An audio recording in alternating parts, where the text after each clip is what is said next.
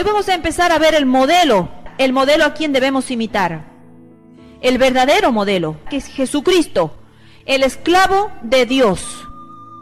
Y para comprender bien la enseñanza bíblica sobre lo que en realidad significa ser un siervo, es necesario estar familiarizado con las leyes y costumbres de los hebreos y luego relacionarlas con Jesucristo como siervo. La ley del siervo aparece descrita un par de veces en las Escrituras. Yo les voy a leer en dos Escrituras. En Éxodo capítulo 21, del 1 al 6, dice así: estas son las leyes que les propondrás. Si comprares siervo hebreo, 6 años servirá, mas al 7º saldrá libre de balde. Si entró solo, solo saldrá. Si tenía mujer, saldrá él y su mujer con él. Si su amo le hubiese dado mujer, y ella le diere hijos o hijas, la mujer y sus hijos serán de su amo, y él saldrá solo. Y si el siervo dijere: yo amo a mi señor, a mi mujer y a mis hijos, no saldré libre. Entonces su amo lo llevará ante los jueces y le hará estar junto a la puerta o al poste, y su amo le horadará la oreja con lesna, y será su siervo para siempre. Eso se encuentra en Éxodo. Y ahora vamos a leer también en Deuteronomio capítulo 15, desde el versículo 12 al 18. Dice así: si se vendiere a ti tu hermano hebreo o hebrea, y te hubiere servido 6 años, al 7º le despedirás libre. Y cuando lo despidieres libre, no le enviarás con las manos vacías. Le abastecerás liberalmente de tus ovejas, de tu era y de tu lagar. Le darás de aquello en que Jehová te hubiere bendecido, y te acordarás de que fuiste siervo en la tierra de Egipto, y que Jehová tu Dios te rescató. Por tanto, yo te mando esto hoy. Si él te dijere: no te dejaré, porque te ama a ti y a tu casa, y porque le va bien contigo, entonces tomarás una lesna y horadarás su oreja contra la puerta, y será tu siervo para siempre. Así también harás a tu criada. No te parezca duro cuando le enviares libre, pues por la mitad del costo de un jornalero te sirvió 6 años, y Jehová tu Dios te bendecirá en todo cuanto hicieres. O sea que vemos que esta ley es bastante remota. Es la ley hebrea, del siervo hebreo. Y en la economía agraria de los hebreos, los pequeños agricultores caían a veces en la bancarrota. O sea, le iba mal. Y la preocupación por su familia, de aquellos pequeños agricultores, podía, en muchos casos, llevar al agricultor a ofrecerse a sí mismo como esclavo de otro agricultor. Y ese no era un arreglo permanente, sino que duraba solo 6 años, y el 7º, el esclavo quedaba libre, o sea, el pequeño agricultor. Pero no podía llevar consigo a la esposa y a los hijos tenidos durante su esclavitud, como hemos leído en la Biblia. La esposa debía terminar su contrato, pero al hombre se le dejaba en libertad y se le proporcionaba literalmente una serie de cosas para hacerle posible comenzar de nuevo como hombre libre, que es lo mismo que muchas veces les pasa a las personas que salen de la cárcel. Salen sin trabajo, no tienen nada. Bueno, es el mismo caso de estos pequeños agricultores que salían en libertad. Esa provisión de ayuda que le daba el agricultor que lo dejaba ya en libertad cumplido los 6 años, Esa ayuda debía ser proporcional a las bendiciones materiales con que Dios había bendecido al amo agricultor, y quien debía recordar que Dios lo había liberado de la esclavitud en Egipto. Y de esa manera, él podía alegremente dejar en libertad al hombre que había caído en una mala situación. Pero el esclavo, o sea, el pequeño agricultor que quedaba en libertad, a veces prefería no dejar a su dueño, escogiendo así la opción que se le ofrecía, o que la enseñanza bíblica que acabamos de leer decía sobre la servidumbre. Y quizás se daba cuenta de que para él las cosas serían mucho mejor siendo esclavo que siendo libre. Porque quizás él podía pensar, bueno, con este amo yo puedo tener buen abrigo, tengo asegurada comida todos los días, al fin y al cabo tengo un hogar feliz y tengo un amo bondadoso. Por lo tanto, optaba por seguir siendo esclavo antes que aceptar su libertad. Ahora, para hacer oficial ese tipo de esclavitud de por vida, había una pequeña ceremonia prescripta para esa ocasión. O sea, el dueño debía presentar al esclavo ante Dios, es decir, ante un juez local que actuaba en nombre de Dios. ¿Y qué sucedía en ese acto? El esclavo debía decir públicamente, que lo escuchen todos: yo amo a mi señor, a mi mujer y a mis hijos, y no saldré libre. Eso está escrito allí en Éxodo capítulo 21, versículo 5.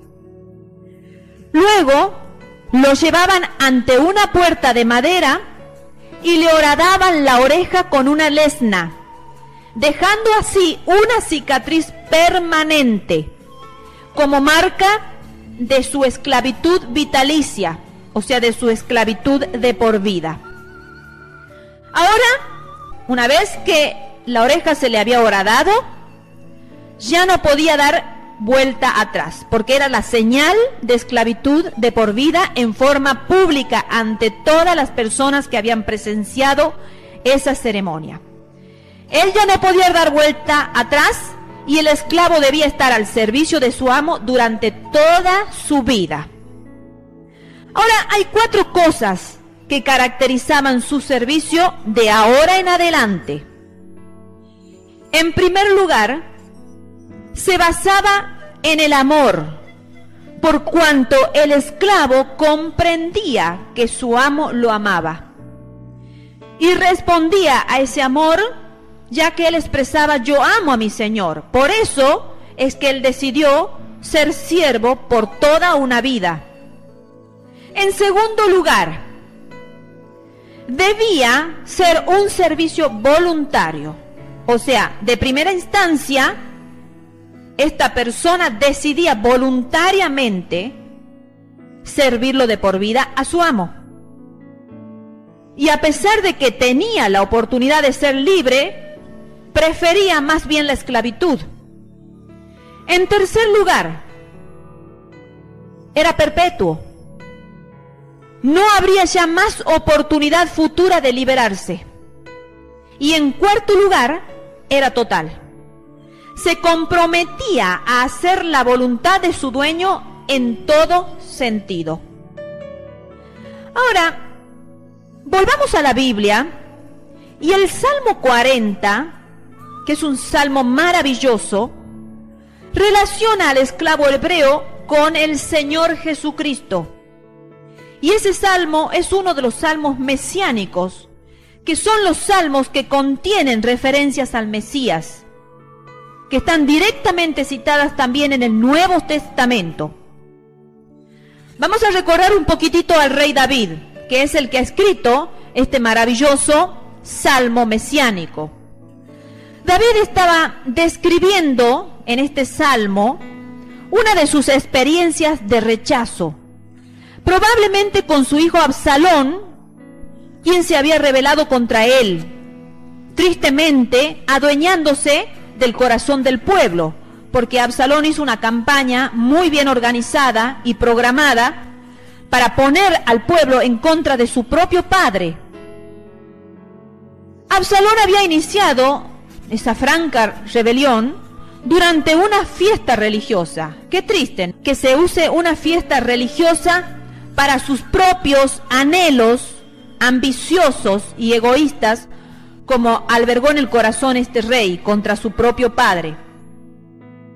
Y lamentablemente los sacrificios de ese acto, diseñados con el propósito de apuntar al futuro Salvador que en realidad habría de sufrir y morir por el pecado, que estaban haciendo referencia a nuestro Mesías que luego en el Nuevo Testamento se iba a revelar, se habían vuelto solamente ceremoniales.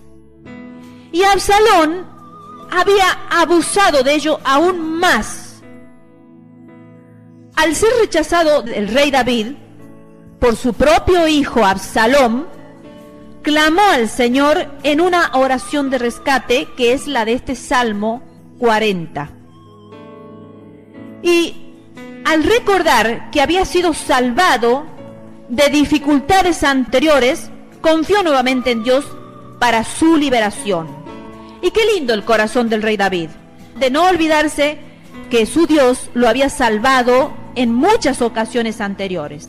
A veces los seres humanos somos muy propensos a olvidarnos de todas las cosas que Dios hizo en nuestras vidas. ¿De dónde nos rescató el Señor? ¿De dónde nos sacó? ¿De dónde nos trasladó? ¿De qué reino realmente de esclavitud nos sacó el Señor al reino de la libertad, el reino de su luz admirable? Pero este rey David es admirable, porque a pesar de todos los sufrimientos que él tuvo que pasar, y muchos de ellos en su propia familia, muchos de ellos en su propia casa y con sus propios hijos, él nunca se olvidó de la mano de Dios que lo sostuvo.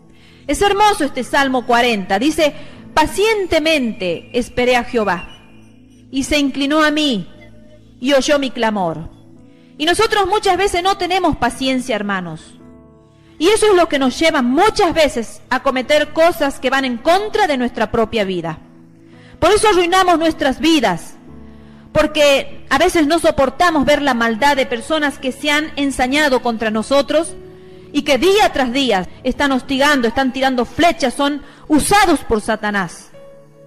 Pero dice acá el rey David: pacientemente esperé a Jehová, y se inclinó a mí y oyó mi clamor, y me hizo sacar del pozo de la desesperación, del lodo cenagoso. Puso mis pies sobre peña y enderezó mis pasos.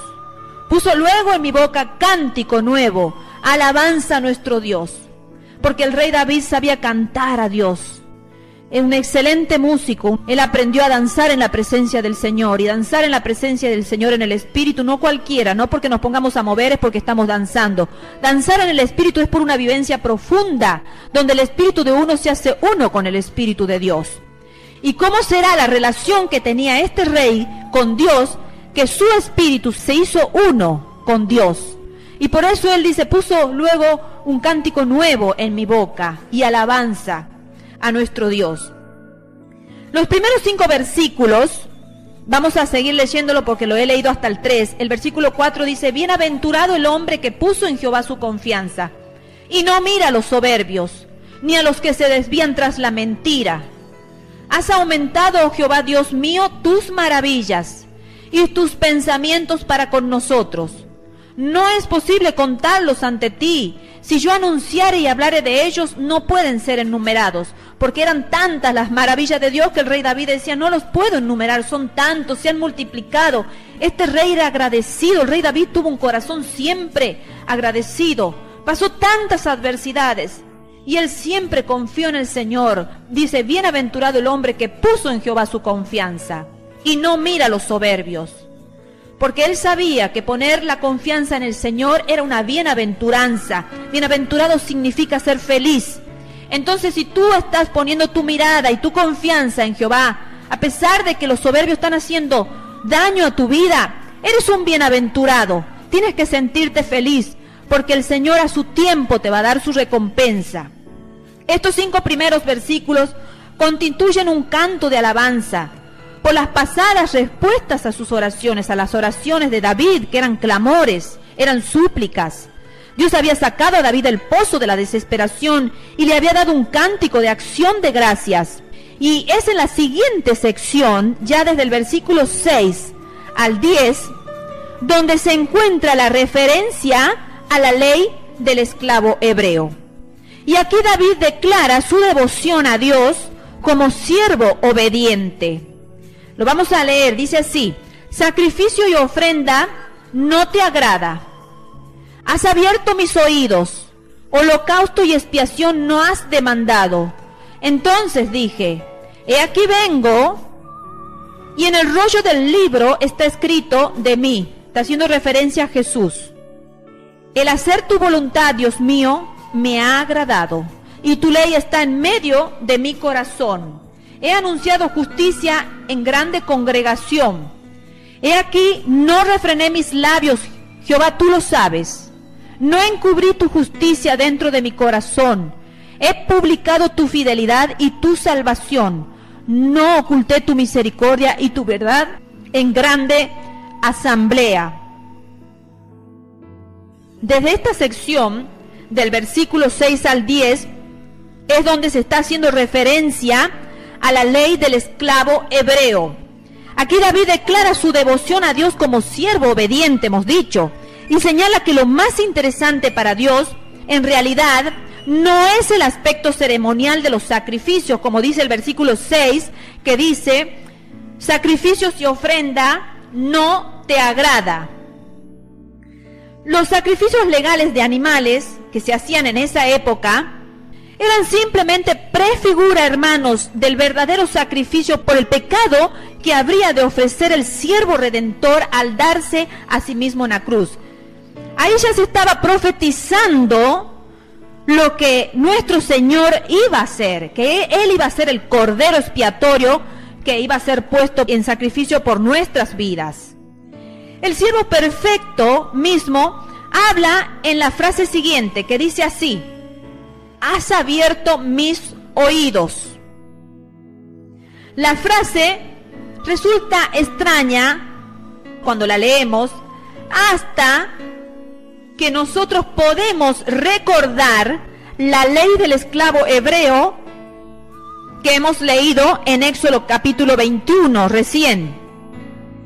Recordemos que al esclavo hebreo se le abría o se le perforaba la oreja cuando se entregaba para siempre para hacer la voluntad de su dueño.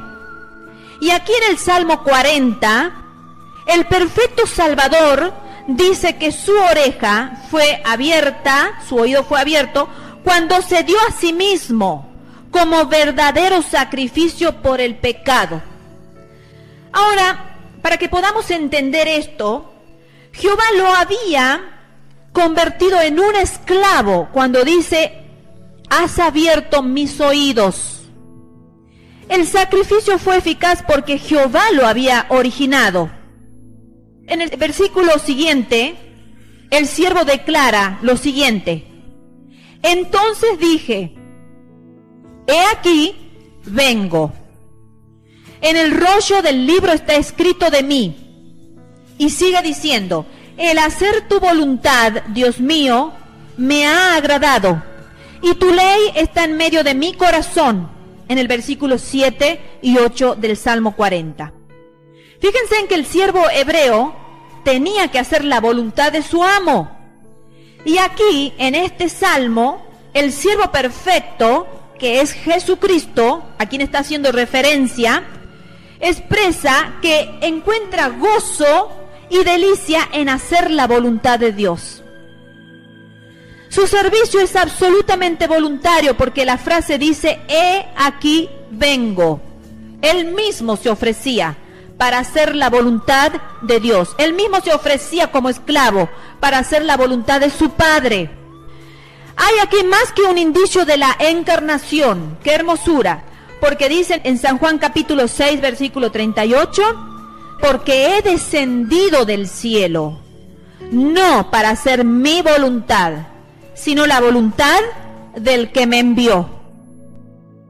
Fijémonos que al siervo del Salmo 40 se le menciona nuevamente en Hebreos, donde se aplican las palabras del Salmo directamente a Cristo. Eso lo podemos leer en Hebreos capítulo 10, versículos 5 al 7. Dice así: por lo cual, entrando en el mundo, dice: sacrificio y ofrenda no quisiste, mas me preparaste cuerpo. Holocaustos y expiaciones por el pecado no te agradaron. Entonces dije: he aquí que vengo, oh Dios, para hacer tu voluntad, como en el rollo del libro está escrito de mí. ¡Qué maravilla! Nuestro Señor ofreciéndose Él mismo como el sacrificio voluntario. Los primeros 4 versículos de Hebreos capítulo 10 expresan que los sacrificios de los animales del Antiguo Testamento no podían quitar los pecados. Y la repetición de los sacrificios lo comprueba. Se hacían uno tras otro sacrificio. Es impresionante. Cuando estudiamos este hermoso tema de los sacrificios, es impresionante la cantidad de animales que se tenían que matar. Que yo una vez me quedé asustada. Yo decía: tenemos que estar un día entero para matar tantos animales, que eran los que ofrecían los siervos para purgar el pecado de la gente. Y esta repetición de sacrificios comprueba que estos sacrificios no podían quitar los pecados. Pero cuando el siervo del Salmo 40 entró en el mundo, no vino con sacrificios de animales. No vino al mundo diciendo: bueno, yo traigo animales y los voy a hacer milagrosamente aparecer para ofrecerlos como sacrificios para la humanidad. No, Jesucristo mismo, su propio cuerpo, lo ofreció. Aquí dice: su propio cuerpo, en Hebreos capítulo 10, versículo 5, lo ofreció preparado para que ese sacrificio realmente fuera un sacrificio eficaz. Su cuerpo fue ofrecido por el pecado sobre una cruz. Ya no era mirar que los animales murieran, ya era su propio cuerpo ofrecido en una cruenta cruz. Fijémonos que el autor de los Hebreos emplea la expresión cuerpo preparado en lugar de oídos abiertos, como estuvimos leyendo allí en el Salmo 40, o oídos perforados del Salmo 40. Pero las dos expresiones son realmente equivalentes, ya que la oreja horadada se refiere al esclavo que se entregaba totalmente al dueño. Y esto incluía su cuerpo, el cual en el caso de Cristo habría de usarse como sacrificio, ya que el esclavo, el siervo, cuando le horadaban la oreja, no era para que simplemente estuviera para escuchar y pasarle lo que escuchaba de ciertas personas al amo. No, eso significaba que todo el cuerpo de este esclavo, de este siervo, estaba al servicio de su amo. Asimismo, el Señor expresa aquí que su cuerpo, como cuerpo preparado para dicho sacrificio. Y cuando los creyentes se reúnen para celebrar la Santa Cena del Señor, participan del pan que se describe como mi cuerpo, que por vosotros es partido. Por eso nosotros, cuando participamos de la Santa Cena, del partimiento del pan, tenemos que ser muy conscientes de lo que estamos haciendo. Y a veces es preferible no participar del pan si no somos conscientes de lo que estamos haciendo. Allí en 1 Corintios capítulo 11, versículo 24, tienes la referencia donde dice: mi cuerpo que por vosotros es partido, porque nuestro pecado es lo que hizo que el cuerpo de nuestro Señor Jesucristo fuera partido. Es una manera de expresar. Cuando uno parte el pan, ¿qué hace? Se desmembra en varias partecitas, por eso lo partimos al pan en muchas partes. Así fue el cuerpo partido de nuestro Señor por nuestros pecados, hermanos. Debemos ser muy conscientes de esa celebración que se hace de la Santa Cena de nuestro Señor, porque estamos haciendo memoria del siervo perfecto que vino para ofrecerse todo su cuerpo por nuestras vidas. Ahora, la ley del esclavo hebreo era entonces, en primer lugar, un asunto civil para regular la sociedad hebrea, porque en ese tiempo la sociedad se debía regular, ya que estaba la esclavitud y por otro lado estaban otros tipos de clases sociales. Entonces, por un lado, se legalizaba así la ley del esclavo hebreo como un asunto civil. Más tarde, este asunto civil se convirtió en la parte de la promesa mesiánica del Salmo maravilloso 40. Y por último, la verdad total está explicada en el ofrecimiento del cuerpo de Cristo como sacrificio por el pecado. Porque allí vemos que nuestro Señor ya hizo realidad todo lo que en un principio fue una promesa. Y lo que era primero ley, luego se convierte en cumplimiento con la muerte de nuestro Señor Jesucristo. Qué maravillosa es la palabra de nuestro Dios. Lo que comenzó siendo ley, luego nuestro Señor Jesucristo con su muerte lo cumplió. Al igual que el esclavo hebreo de los tiempos del Antiguo Testamento, a nosotros también nos ha salvado de todo lo que podríamos llamar fracaso, todo lo que nosotros pudiéramos llamar cosas feas que en la vida nos pudieran haber sucedido. De todo eso nuestro Señor nos ha salvado, nuestro amo, nuestro Adonai. También hemos sido objeto de su gracia nosotros, hermanos. Hemos llegado a amarlo, a nuestro Adonai, y a apreciarlo. Muy por el contrario de lo que era la esclavitud en el pasado, que muchos aborrecían a su amo. Por eso es tan distinto el reino celestial, el reino espiritual, al reino del mundo. Nosotros hemos aprendido a amarlo y a apreciarlo. Él nos ha dado la libertad de escoger, el libre albedrío. No nos ha obligado el Señor a amarlo, a escogerlo como nuestro amo, como nuestro Señor. Pero si nuestro amor es genuino, verdadero, queremos solamente la libertad para hacer su voluntad y para ser sus siervos. Cuando nosotros servimos acá en la tierra, no estamos sirviendo a los hombres, estamos sirviendo a nuestro Dios, a nuestro amo, a nuestro Señor. La verdad es que escoger hacer uno su propia voluntad significa la peor esclavitud. Pero decidir ser siervos de Él es la mejor libertad. ¿Se entiende este pensamiento? Cuando nosotros queremos hacer nuestra propia voluntad, nos estamos haciendo los peores esclavos.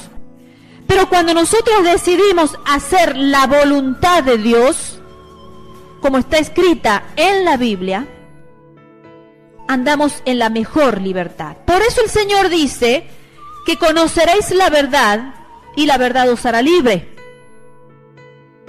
Cuando conocemos lo que es ser un verdadero siervo de Dios, y cuando tomamos como ejemplo y como modelo a nuestro siervo, el Señor Jesucristo, que dio su cuerpo para morir en la cruz del Calvario, cuando tomamos ese modelo y no el modelo de los hombres, que muchos acá en la tierra están predicando modelos erróneos a lo que es ser un siervo del verdadero Dios, nos hacemos libres, realmente libres. Y hay muchos que andan cautivos acá en la tierra, creyendo que son libres porque andan haciendo su propia voluntad. Pero sin embargo, están esclavos, están siendo los peores esclavos. Al igual que el esclavo hebreo de los tiempos bíblicos, debemos acercarnos a nuestro Señor, debemos expresarle nuestro amor. Así como ese esclavo hebreo que manifestaba su amor a su amo y le decía que lo amaba, por eso se quedaba de por vida con él, nosotros también debemos expresarle nuestro amor, decirle al Señor que lo amamos. Yo amo a mi Señor, no quiero ser libre de nuestro Señor. Señor, hazme cautiva tuya, cautiva mi mente. Esa debe ser nuestra petición, nuestra oración. Hazme tu sierva, hazme tu esclava, Señor, de por vida.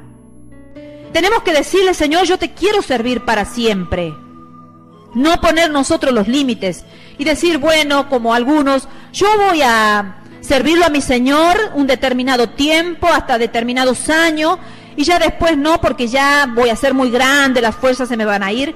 No, La servidumbre con nuestro Señor tiene que ser de por vida.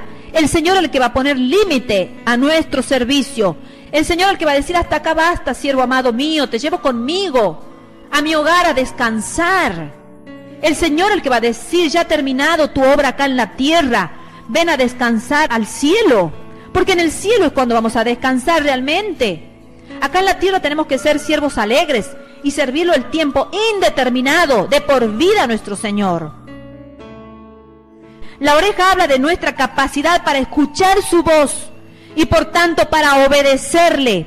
Consideremos la respuesta de Samuel cuando el Señor le habló siendo muy jovencito, muy pequeño, en 1 Samuel capítulo 3:10. ¿Y qué dice Samuel? ¿Cómo responde? Habla, porque tu siervo oye. ¿Y qué dice el Señor?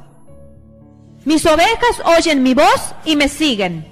¿Por qué? Porque conocemos la voz de nuestro Señor, porque nuestro oído ya está abierto a poder escuchar la voz de nuestro Señor. Nosotros, los hijos de Dios, debemos tener nuestros oídos horadados espiritualmente para escuchar la voz de nuestro Señor eternamente y no escuchar la voz del diablo que viene a decirnos mentiras. El tipo de Cristo como el siervo del Antiguo Testamento se cumplió por su vida y por su obra, registrada totalmente en la Biblia.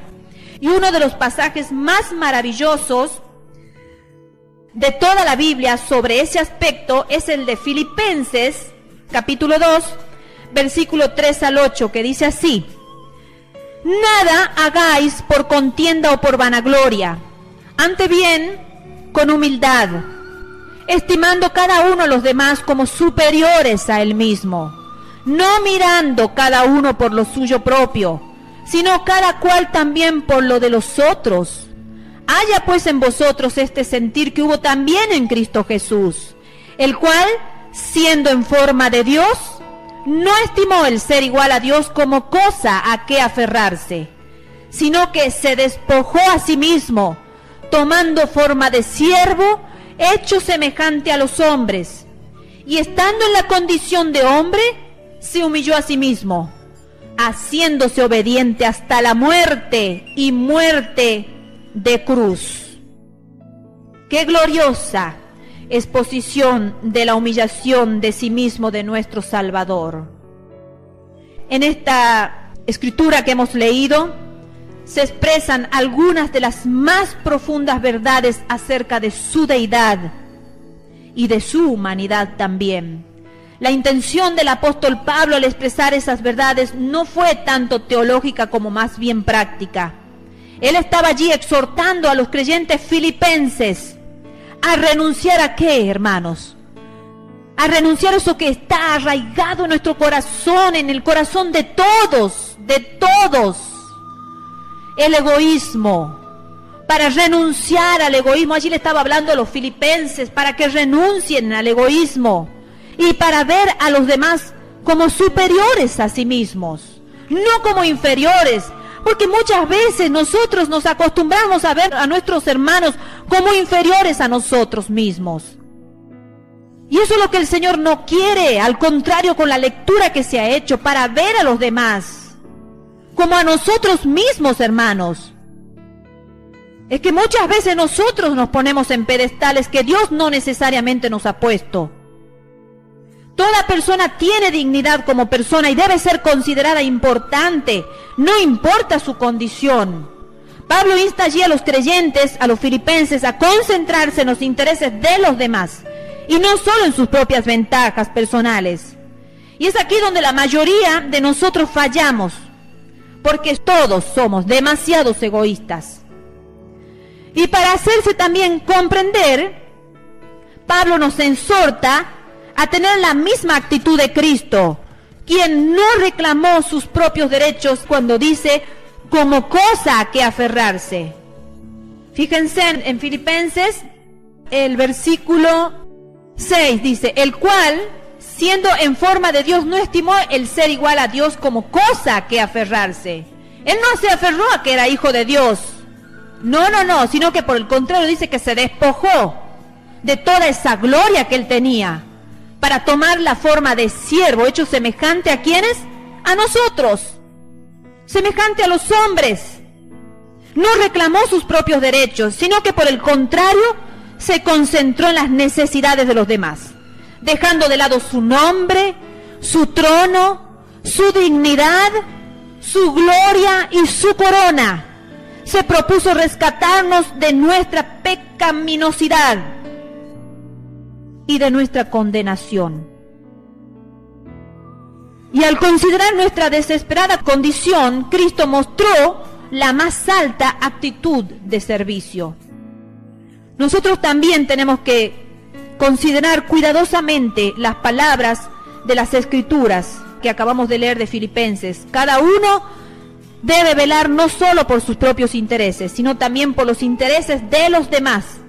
La actitud de ustedes debe ser igual, dice, a la de Cristo Jesús, exhortaba el apóstol Pablo, quien siendo por naturaleza Dios, no consideró el ser igual a Dios como algo a que aferrarse, sino que dejó de lado lo que era suyo y tomando la naturaleza de siervo hecho semejante a los hombres y hallándose en forma de hombre se humilló a sí mismo y se hizo obediente hasta la muerte y muerte de cruz.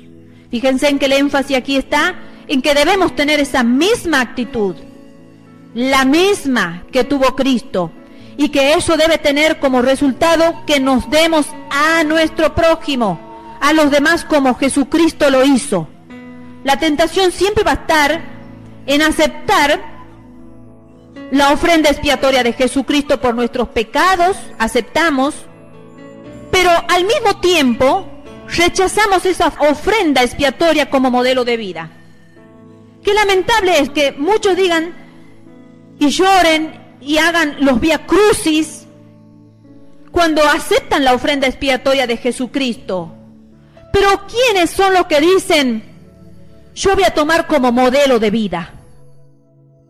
Yo voy a tomar como modelo de vida esa ofrenda expiatoria de Jesucristo como el siervo que se despojó de toda gloria humana y que se humilló a sí mismo y que no se aferró a ninguna gloria que la tenía y que tenía derecho legal. Sin embargo, se despojó de todo eso y se hizo igual a nosotros. Sin embargo, Jesucristo se despojó de todo teniendo Él la oportunidad de poder venir todo entronado en su gloria. Es absurdo aceptar una de esas dos opciones, de la ofrenda expiatoria y rechazar el modelo de vida de Jesucristo. Es muy absurdo eso, hermanos. Si hemos recibido gratuitamente los beneficios de su condición de siervo por nosotros, porque al morir en la cruz, nosotros inmediatamente recibimos los beneficios de la salvación de nuestra alma cuando lo aceptamos como nuestro Salvador. Y tenemos naturalmente también que responder siguiendo su ejemplo, siguiendo su modelo. Y por eso es que tenemos que ser semejantes a Él. Muchas veces nosotros decimos, Señor, yo quiero ser hecho a tu imagen y a tu semejanza. Pero sin embargo, la vida, cuando la estamos transitando, muestra todo lo contrario. Muestra que sí nos conmovemos ante una película, La Pasión de Jesucristo. Nos conmovemos cuando leemos de todos los sufrimientos que Jesucristo padeció cuando murió en esa cruz. Pero sin embargo, cuando tenemos que adoptar ese modelo a nuestras vidas, lejos estamos de seguir el ejemplo de nuestro Señor Jesucristo como el siervo amado. Por eso que en esta tarde maravillosa el Señor haya tocado tu corazón, para que ofrezcas tu vida también como modelo, como siervo de Jesucristo eternamente y para siempre, para que puedas vivir en esta tierra sin ninguna gloria humana, no haciendo tu voluntad, hermano, no haciendo tu voluntad, hermana, porque ahí sí que te haces esclavo, verdaderamente esclavo, sino haciéndote esclavo de nuestro Señor, el siervo que se humilló a sí mismo hasta lo sumo.